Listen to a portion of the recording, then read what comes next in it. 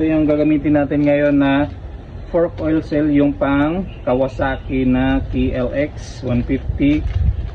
Tapos bago natin ilagay, so ito yung gagamitin ko, inuubos ko itong isang botelya ng fork oil. Tapos bago natin ilagay, basahin muna natin ito. Ayan, dito rin.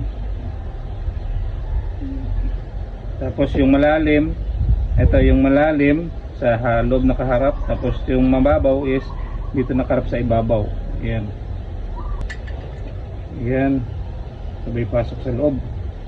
Ayan, yung malalim yung malalim sa loob na kaharap. Yun. Lock. Inis muna. Tapos saka ito ipasok.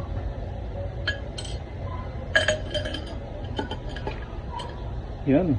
Ito dito sa dulo. Yan. Tapos saka ipasok natin dito.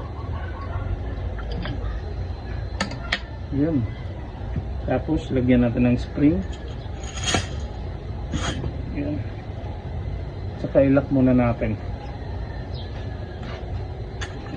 So, pag lock natin ng ganyan, ipasok natin yung lock sa loob.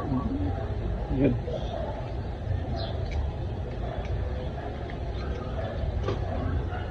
Sa kanya tanggalin yung lock sa loob. Yan.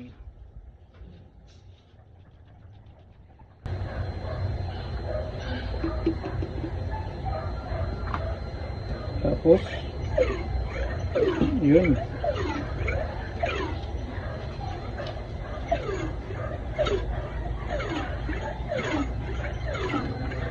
Yun.